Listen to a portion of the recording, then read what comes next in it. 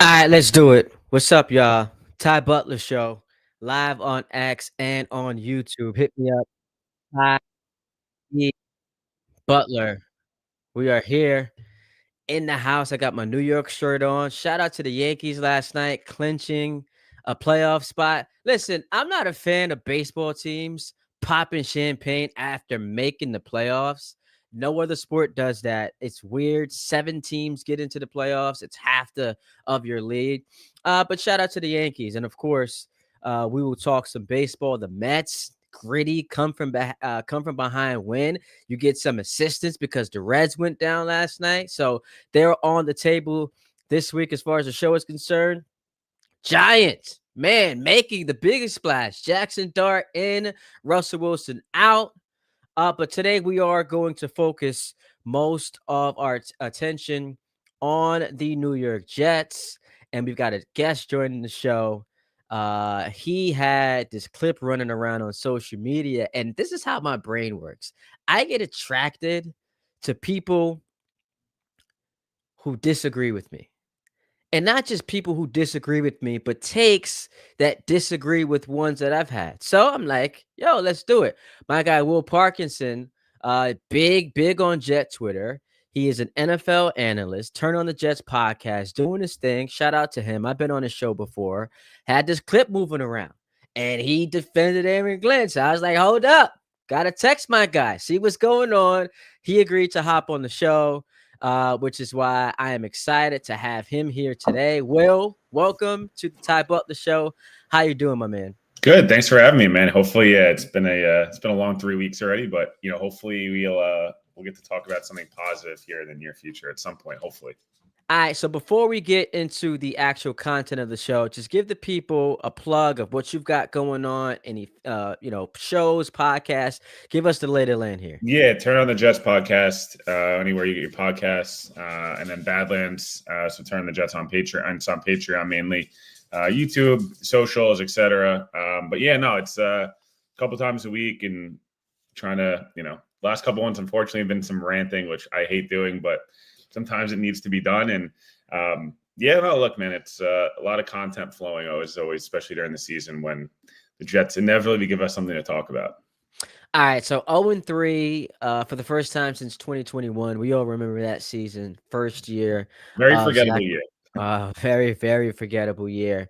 But I don't want to explain what you had to say to the Jet critics of Aaron Glenn. I want to give you the platform to present your case, because there are a lot of people who saw Glenn after the Jets had blown yet another fourth quarter lead, clapping, and they were critical of him. And you disagreed with that take. So I want to give you the floor to outline why you felt that way. Yeah, my biggest critique was about the dancing. And I felt like this is a guy who's year one, dream job as a head coach, worked his ass off, obviously, over the last 15 years to kind of build his resume to finally get a head coaching job, went through the, a guy that clearly got used in the Rooney Rule stuff years ago and fought through all that, gets his job with the organization that gave him, drafted him, made him a scout, the whole thing.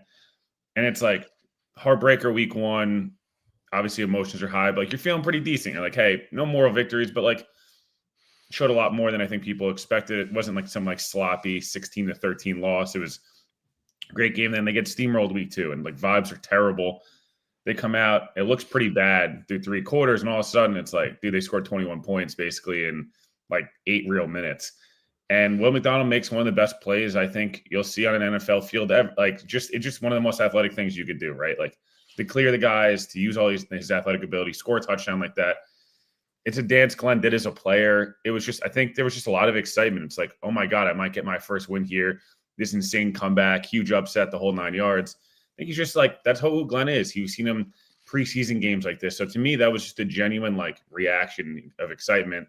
And I felt like there was a lot of people that didn't want Glenn hired, that anytime he does anything remotely controversial, instantly jump to what a loser. And it's I don't think he's being a loser. I think that's a genuine reaction from a guy who is an emotional coach. We see it from a lot of these guys. And I thought it was one of those moments, if the Jets win that game, we're talking about how cool that was. And that'll be played on the proverbial, DVD copy, for people back in the day. The clapping one I didn't have a problem with because of this. I'm rewatching it. It looks like he's clapping Will McDonald specifically, who almost blocked the second one again. And it was like you hear Will after the game. This is why it's easy. It's hard in the moment sometimes, but you kind of have to yeah, if Glenn's just sitting there clapping aimlessly like Jason Garrett, I would have had a problem with it. Right? Like that and the proverbial good job team. I don't think it was that. I think it was at Will McDonald specifically, who played his ass off throughout the day, almost won them the game, and then almost did it again. And it was you're right there. I got you. Keep your head up. We're going to get this next week. And it was kind of just young team. I think a coach trying to keep them engaged. Do I think it's the best optic? No. But do I also think that it was there was a subsection of the fan base that I just really think did not want Glenn hired for a lot of reasons, many of which we don't have to get into. But I think there's some obvious folks on there that don't want him hired, didn't want him hired, and want him fired already. You heard it, Ty, the first game they lose. I always like to turn on the Jets post game with Grassa and Buttle. I always like to kind of get a pulse before I start doing my own thing. In the first call, we got to fire Glenn. I'm like, dude, it's been one game. That's my point. Is I just think of that crowd for anything. Do I think there's a reason to be hey, man, optically a little Aaron Boone-ish after the game, but I also think it's just young team, coach trying to keep him dude, we're right there. You guys have almost had 2 upsets here. We're going to get this one. Just ride with me for a little bit longer and we'll get one. Again, I know optically it doesn't look great though. I'm fully aware. I just was pissed at the section of the fan base that anything Glenn does is ready to just jump on. Love what you just laid out there. And look, I'll say it. It's race related. There are a lot of people who are turned off by the idea that a Jet franchise that has struggled for a decade and a half is going to ultimately be led to the promised land by a black head coach. Black head coaches, from a PR standpoint, haven't gotten their just due in this league. So it comes down to race for a lot of those folks. But then there are people like me. I'm rooting for the guy, man. I'm a Jet fan. I'm an African American. I have been very, very adamant about how ridiculous the skepticism has been about black coaches and has been about black quarterbacks. So I don't fall in that camp. Here is where he loses me. The context of it all matters. The Jets right now are on pace to set a franchise record for points allowed. When we came into this season, Will, and we're speculating how this could go, and we're doing all of the different scenarios, the last thing we expected was we were going to be rooting for a team that right now, check this out, 27th in expected points added, and 29th and tied for 29th in scoring. I thought the defense was going to be the least of its issues, especially when you have 8 guys coming back from last year, led by a defensive-minded head coach. So when in week 1, it comes down to sloppiness, and Xavier Gibson, fumbles that punt or the kickoff, and Pittsburgh wins the game. The Jets led by a score with 2 minutes left, lost the game, and then this past weekend had the same thing happen. When I'm seeing that take place, it annoys me when the head coach is clapping, because you took the words out of my mouth. I had it in my notes. He went full Aaron Boone, and I've chastised Aaron Boone for doing that, and the Yankees are winning. The Yankees are a playoff team. So the problem for me, and I was one of those dudes, and I'll be candid, who did not love the hire. And I was also, throughout the summer during these press conferences, turned off. But I'm not rooting for my take, because I'm a Jet fan. I'd love to see them be 3-0. What's more important for me? Being right about Aaron Glenn or rooting for a winner? So that's not where I come from. I just thought clapping, my man, y'all just blew another game you could have won. Now, you could make the case, Will, because you watched every snap as I did. It had no business being in that game. No, it got ugly in the second and third quarter. Yeah, Tampa Bay let us foot off the gas pedal. But when I see twice in 3 weeks, you blow a lead in the final 2 minutes, and the third loss that you have was an embarrassment at the hands of the Buffalo Bills, it's nothing to clap about. It's nothing to be Yeah. happy about. It's nothing to have more victories over because I thought that this team would be better, and it's less about being 0-3 and more about how we got to the 0-3. Yeah, look, I don't have a problem with people being annoyed of the optic of the clapping. I just like think there was context to it of it looked like it was clearly at McDonald who like if you watch the presser after, he was like beat up. He was like, dude, Will's like a pretty chilled out dude, skateboarding, the whole thing. Like he's just kind of like he's not this hyper intense guy. And then just see him after the game, like Janae Coakley is like the nicest person in the world asking questions. He wasn't being a dick. He was just like, wasn't good enough. We got to win. And I think it's for those young guys to be like, you guys have lost a ton. I get it. And it's like easy. I think he's trying to break a habit for them. Like that's really what it comes down to. I thought this was after the Buffalo game. This is why, and not that it's a moral victory that they lost. I obviously was fuming on Sunday on a flight home from Tampa. Like I was not happy, but I think there's bad habits that need to be broken with the Jets. And I think it's trying not to let these guys fall into the like trap of Sulking? here we go again, right? Where like week one was a good game. And they kind of like not that they were feeling themselves, but I think they were kind of like, oh, like we'll go right into Buffalo and like it'll be no big like same thing. And they got steamrolled. And like a lot of heads where I felt like the second half of that game was like I felt like we were watching a solid Gase game. Point being, I felt like that kind of continued for the first three quarters to some extent in Sunday. And it was like a light switch went off and they were like, we're not doing this anymore. So my hope, I think, maybe this is an optimistic view, is like Glenn trying to break that, like, I don't know, not to get dark, but it's like someone has a drinking problem and it's like they're about to fall back and start drinking. It's like that friend comes over and the light switches on. It's like, no, we got this. Again, it's a very optimistic take, but I just hope that like Glenn's like, dude, I've been here. I've been in New York where we sucked and we sucked for a long time and we turned it around. That's part of why I love the Glenn hire, was like he's seen how bad it could get here and then also get close to the mountaintop, right? So like that's my only reason I didn't hate it. And like I said, I think me and you are on the same page that like even if you didn't love the hire, most people are rooting for it. I do think there's a subsection that is rooting actively for them Which is which is what pisses me off. I mean, that's asinine. Shout out PViz in the chat. If you guys want to get involved in the conversation, hit us up. We are on X. We are also on YouTube streaming live. Hit us up also on Instagram. Listen, and Quentin Williams talked about it after the game too. He's like 0-3 could turn into 0-10. And Quentin's been a part of some bad Jet teams. I Real think bad. that's what so here's my question to you. Because you did spin it optimistically in that a light bulb went off in the fourth quarter of that game against Tampa Bay.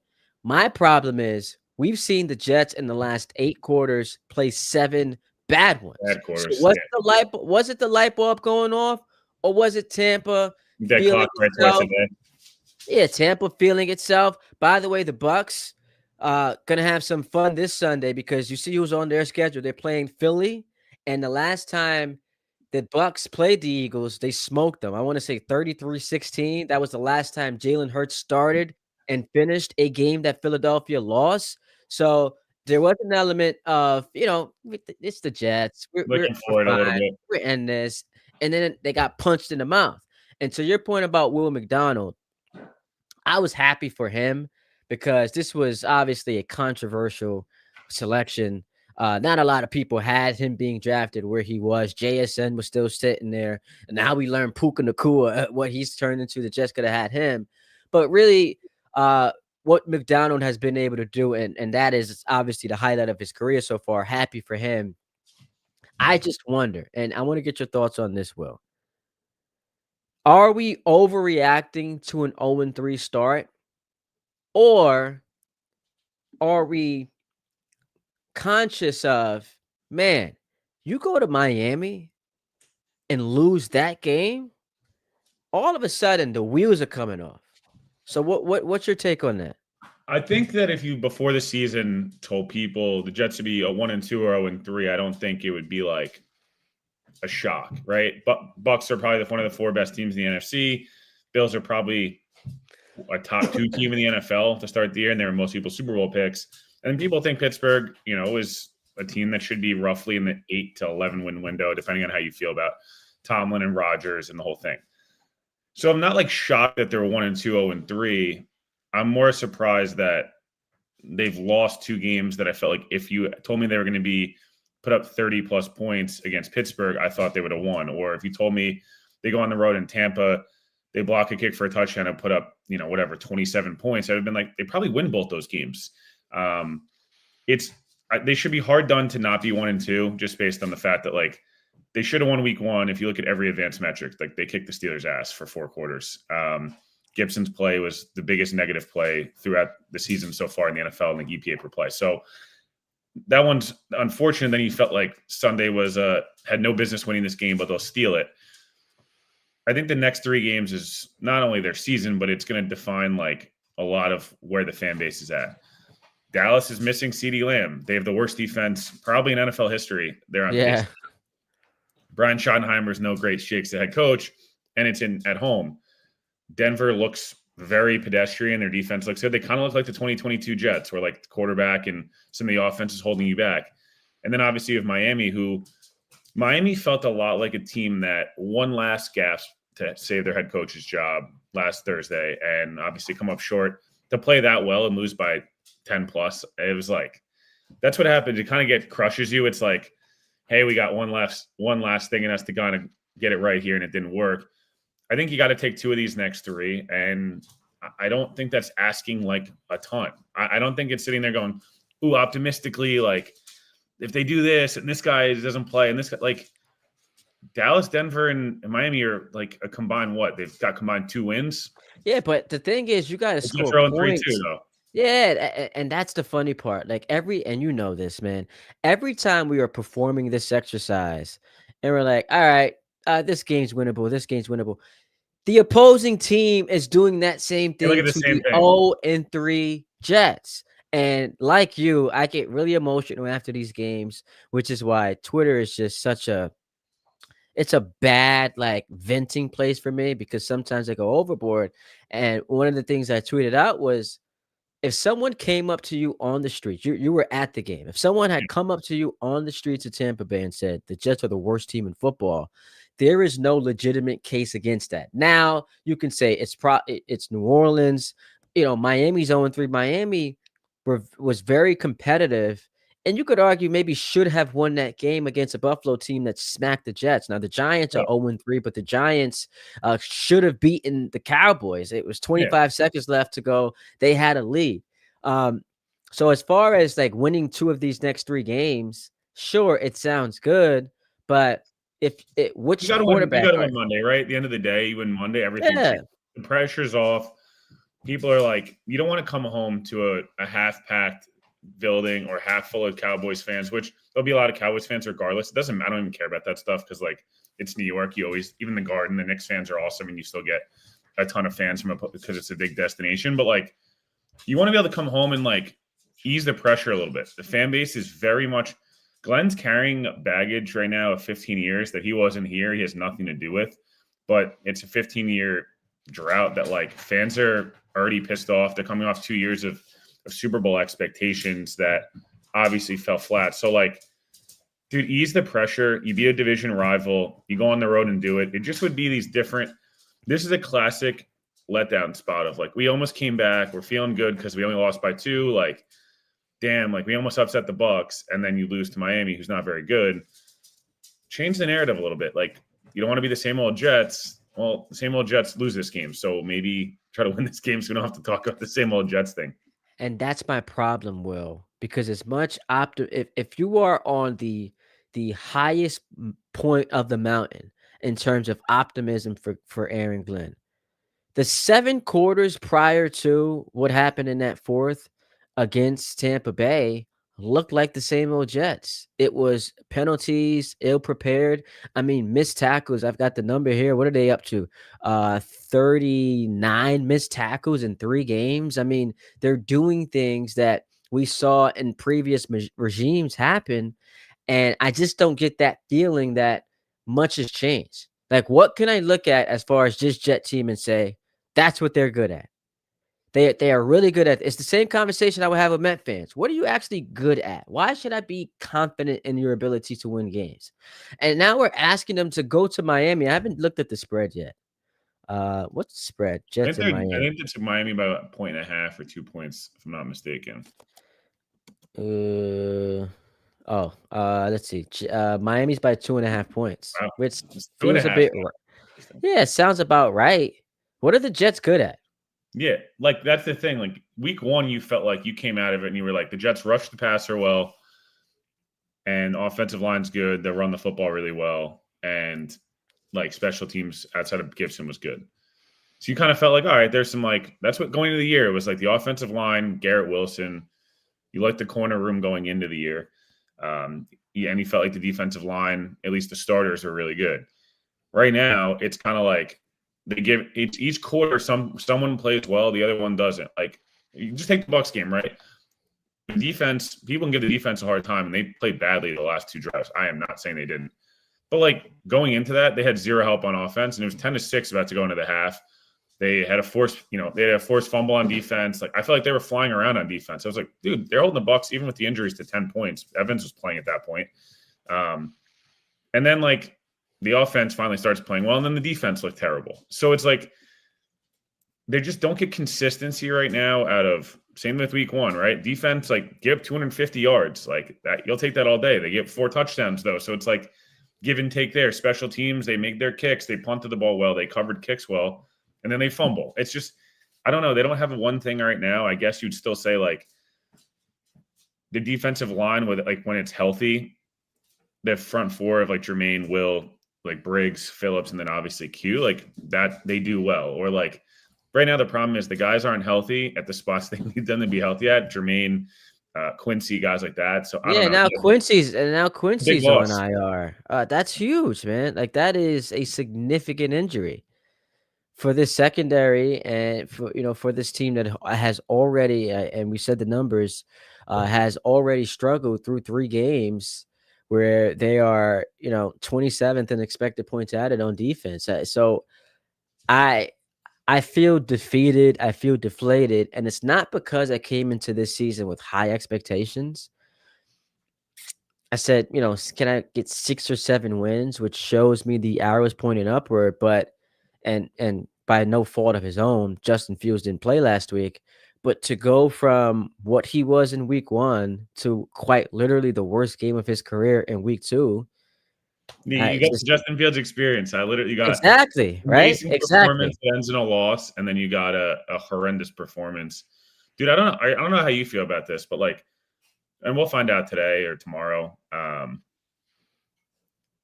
Do they have a better chance to win on Sunday if Monday if Tyrod or Fields plays? Because like in a vacuum, Fields helps them from the run game is so much better because you have to account for multiple guys.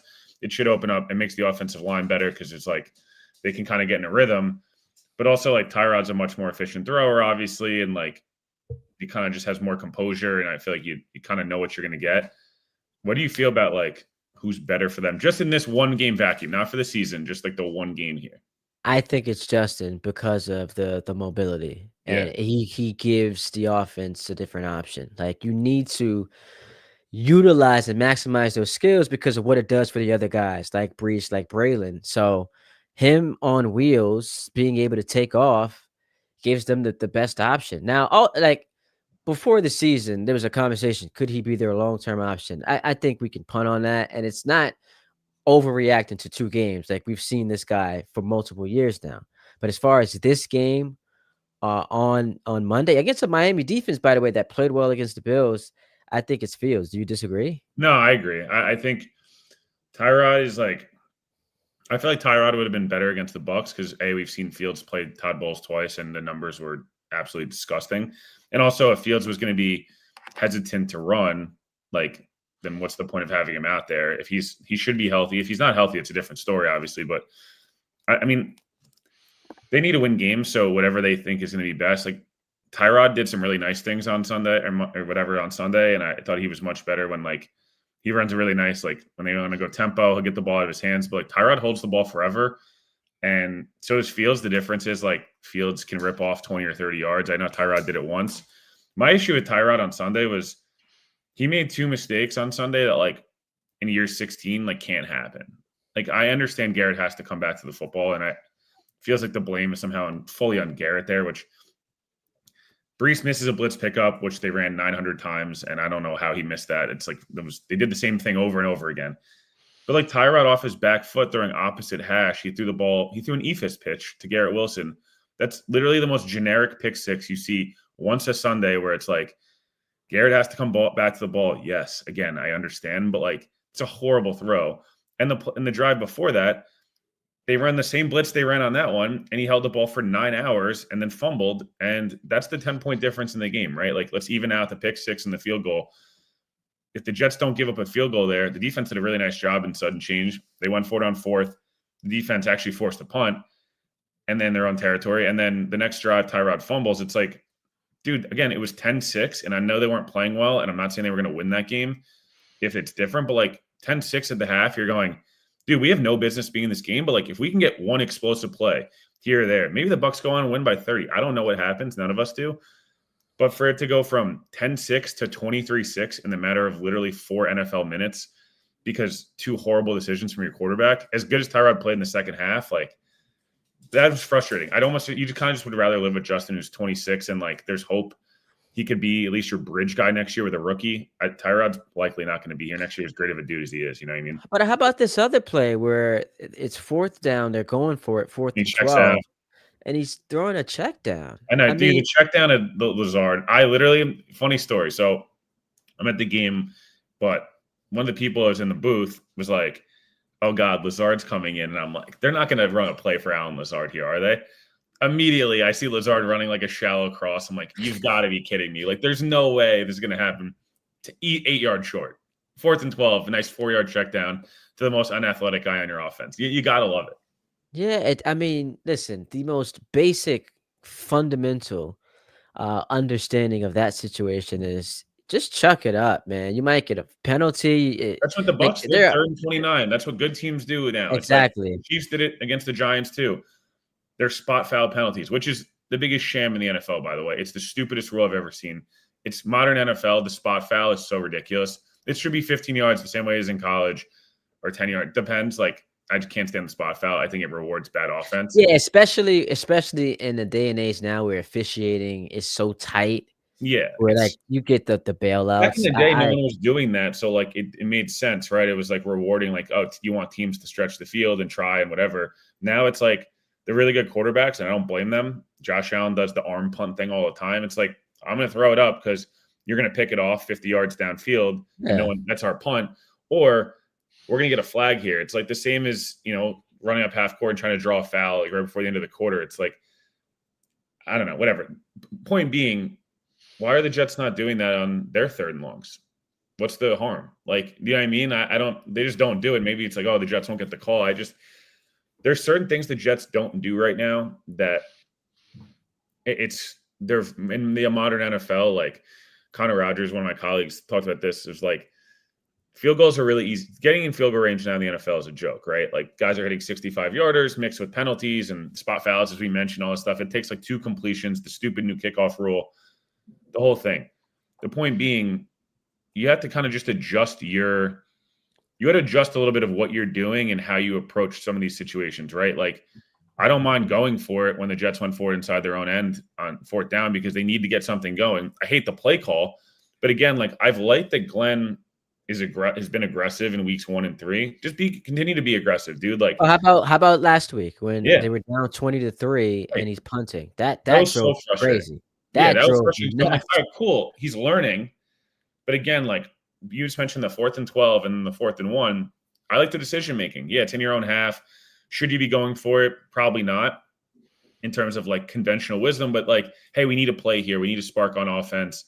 We need to steal possessions. I'm all good with like being aggressive, right? I'd rather the Jets be a team where you're like, damn, they went for every 2-point conversion than a team that's like kind of playing quitting football. Yeah. The play calls, though, on these 4th downs need to be better. I mean, it's 4th and short, Braylon Allen, 8 yards behind the line of scrimmage and running just right up the middle against Vita Vea is probably a bad idea. Like, I could tell you that. My grandma could tell you that.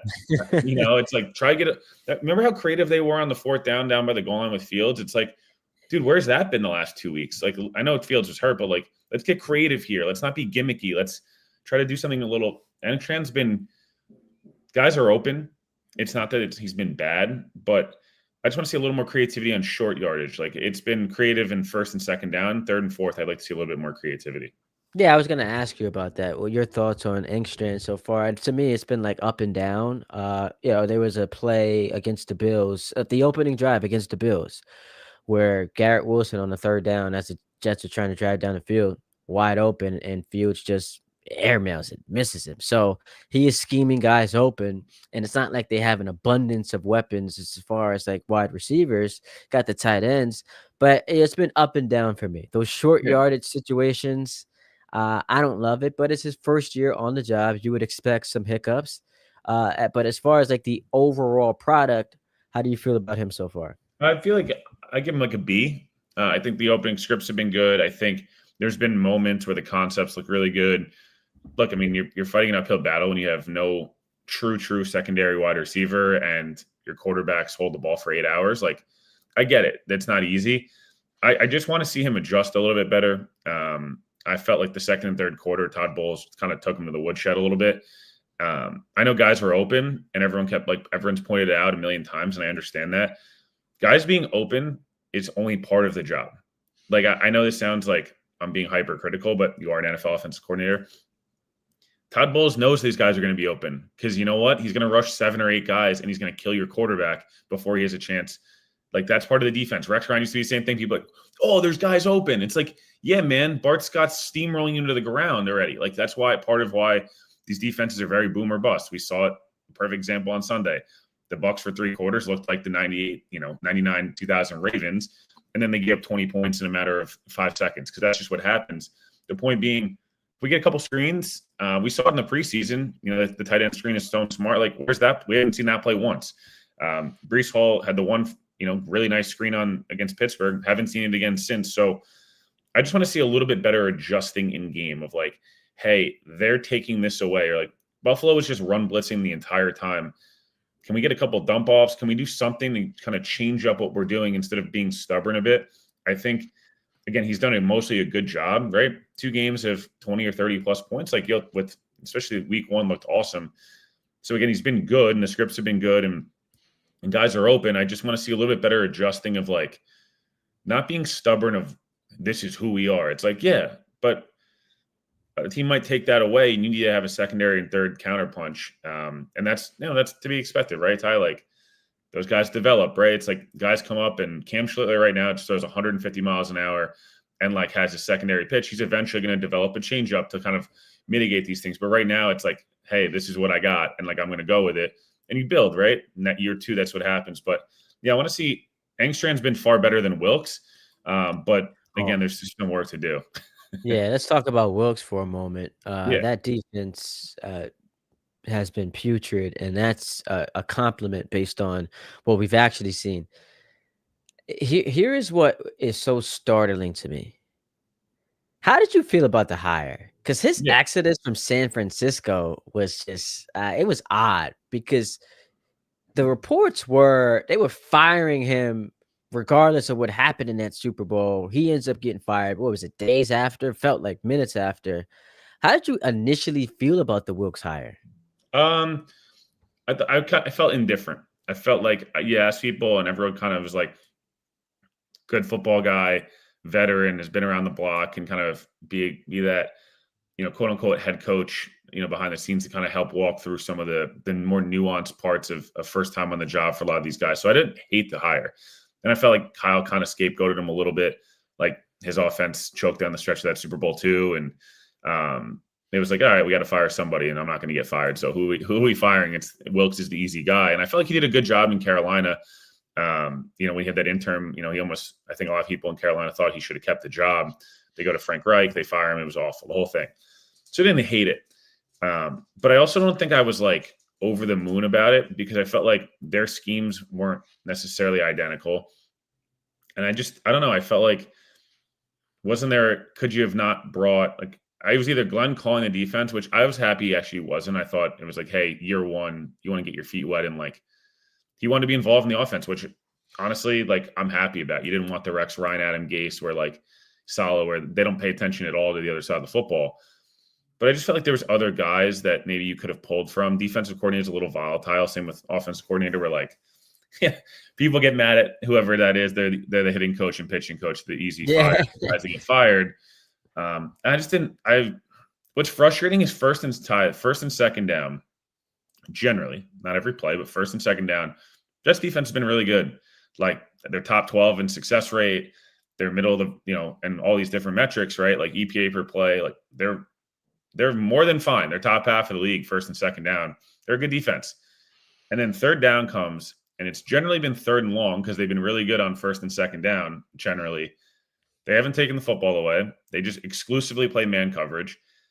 And it's like, Penalties too. it's frustrating. And the penalties are like, the penalties I can more live with if everything else is good. You can't live with the penalties if you're going to also leave guys wide open. And it's been like, the Jets have good DBs at certain, spots, but you have to earn the right to play man coverage in this league. And like they have not been good enough, especially when you're just going to exclusively be like, hey, we're going to play press man every time it's 3rd and 15. Like you don't need to do that on 3rd and 15. That's what you do on 3rd and 3.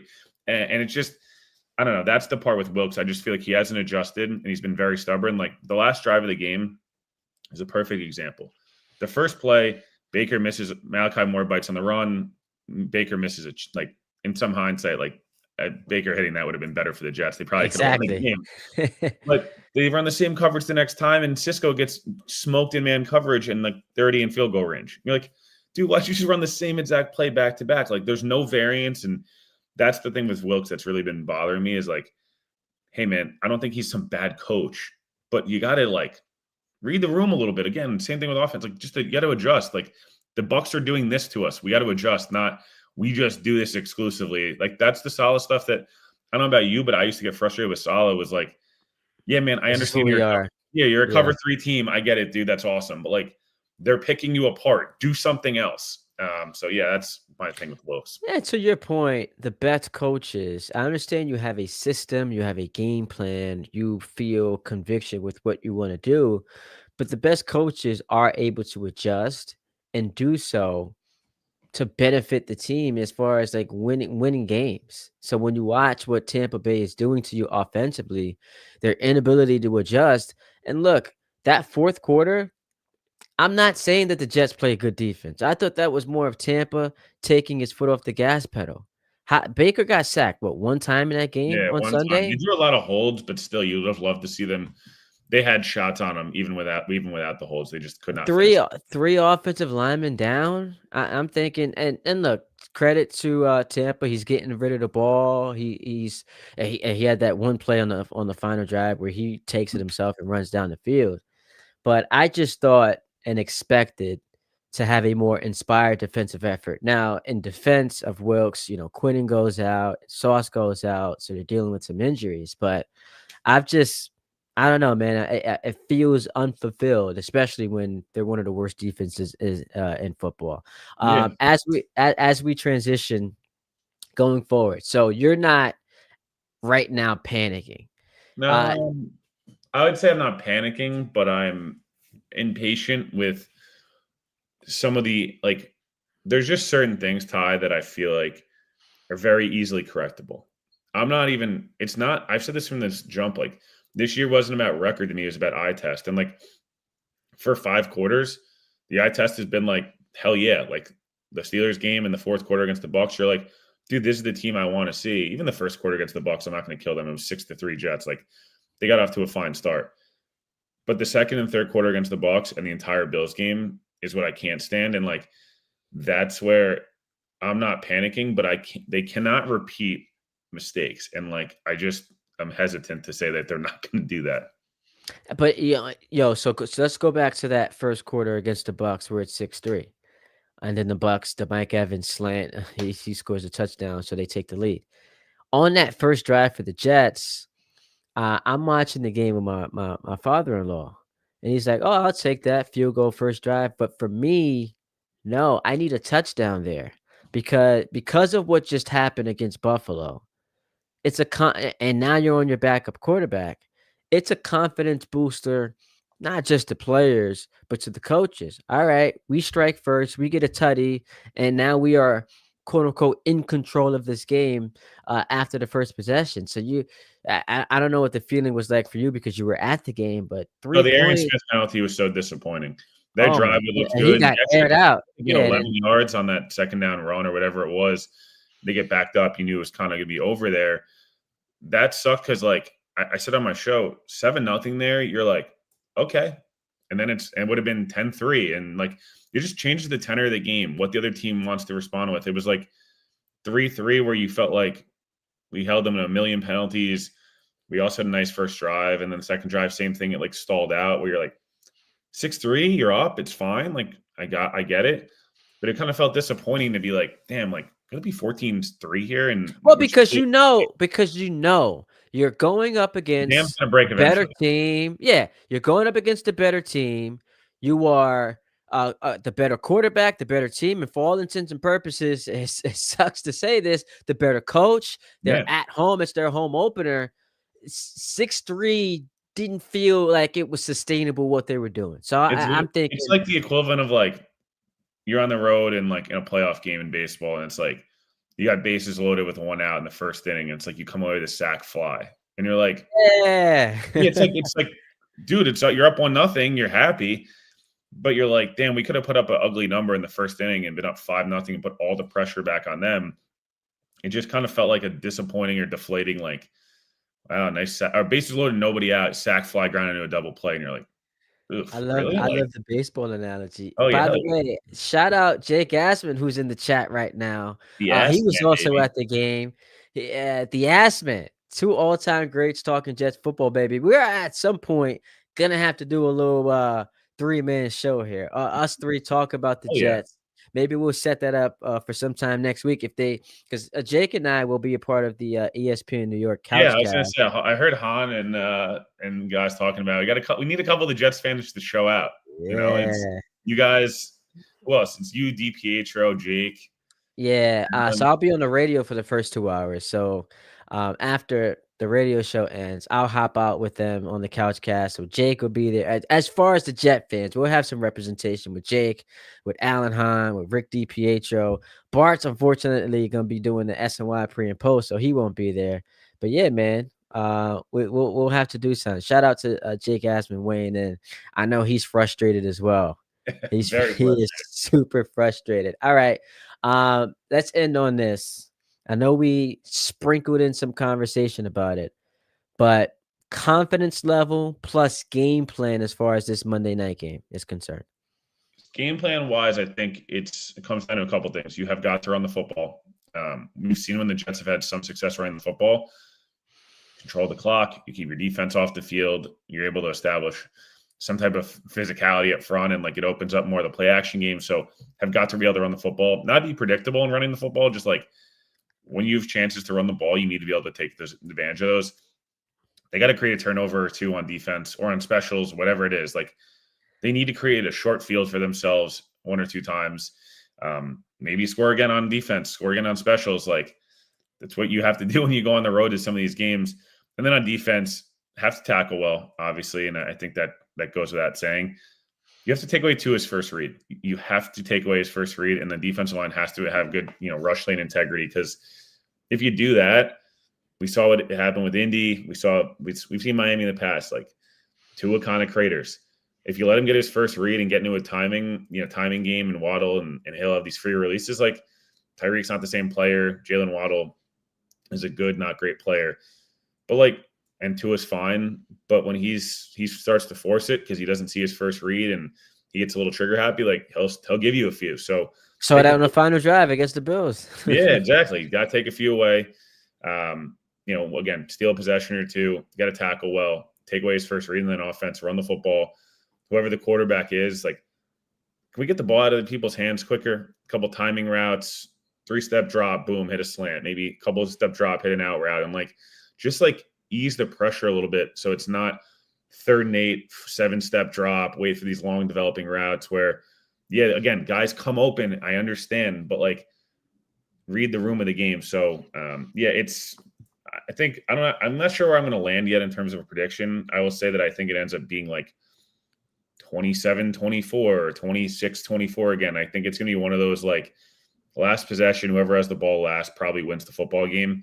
And it's one of those games where like probably disgusting, probably pretty sloppy. People will probably meme whoever loses this game into oblivion. But it's a must-win kind of for both teams, right? You got to say this is like save the season time where, hey, we're 1-3. Let's take a deep breath. We eased the tension. 0-4 for either team. Like McDaniels might get fired, and the Jets might have a half-empty building on Sunday. Oh my goodness. 0-4. Bro, listen, I understand that to some degree there's been a massive overreaction to the early start, the early regime. But bruh, 0-4? Because you could talk about the Cowboys defense being bad all you want to. That offense can light it up. And that offense is going to be cooking against the Jet defense. So 0-4, and then you're going overseas to play Denver. This could get ugly really quickly. And Yeah, everyone wants to you don't preach want that. patience. I understand you want to preach patience. You don't want to, go too over the top, but you're losing games the way that you have.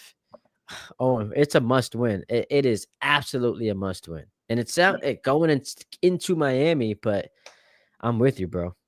Yeah, I mean, I think this is like one of those big games where, yeah, I know both teams are 0-3 and I get it, but like, I really think it changes the tenor of the season. Like, I think you sit there and go, hey, there is, again, like if before the season you said, hey, the Jets win one of the two in Florida, and then they come home to Dallas at 1-3, like you're probably signing up for that. And it's like, hey, we lost two close games. Even if I just told you the classic blind resume, the Jets are 1-3, they win a division game. I don't tell you which game, and they lose two of the other games by a combined 4 points. Just on the face of it, you go, you know what? I'd sign up for that if it means that, I'm just saying you start to look at the schedule. And again, the Jets stink right now. So like, it's hard to be like, look at the schedule, but like Carolina's also bad. Cleveland's bad. Cincinnati looks horrible and has no Joe Burrow. Dallas looks bad. Denver looks bad. Like you look at the schedule, you're like, dude, before the bye, like, Phil, but that's the part that upsets me even more. yeah, because Because it's think like, that's about right there. but think about If they're 2-1 how right much now, you're like, cool, are we going exactly to be 7-2 again, like 2022? how much more encouraged you would be had they won those games they were quote unquote supposed to. And now you're looking at the rest of the slate, You're going to have and to it's like, steal, I think, to make this season go the way I think everyone was like hoping, right? Not necessarily expecting, but hoping. You're going to have to steal probably two games you weren't supposed to. So is that one in New England? Is that the game in Miami? Is that Denver? Whatever it may be, you're going to have to steal two now because you feel like it's at least steal one, right? Because you feel like the Pittsburgh game, again, it's going to be one of those games you look back in the schedule if they finish 8-9 and be like, oh God my damn it. goodness. God damn it. But I do think this team's one of those teams where if they get in a little bit of a rhythm, can they get Jermaine back this week? Can they get a good Breece Hall game? Like those Fields back, like that would really, again, you want to feel good about going into that Dallas game where you're like, pressure's off. We've gotten the first win. We got a division win, which the Jets have sucked in the division for such a long time. You probably got your division rivals coach fired. Like there's just such a different tenor, man, than like we lost on prime time again. And it's like we're 0-4. Now it's literally absolutely must win at home against Dallas, who like will throw for 500. Like, you just don't want to be in that spot at all. It's gonna be funny when the Jets do win a nationally televised game, and it's like, well, What are we supposed to yeah, do? it's just but you're also co-starring because it's the doubleheader on Monday Night Yeah, of Football. course. You can never, but if it was the standalone game, they obviously would Exactly. lose 27-6. Man, he is Will Parkinson. Hit him up at Will PA11. That is on all social media platforms. He's got a bunch of stuff he's doing. Yo, I appreciate you joining the show, man. Of course, I man. Thanks for having me. absolutely we have to do this again. Shout out PViz. Big up to Jake Asman.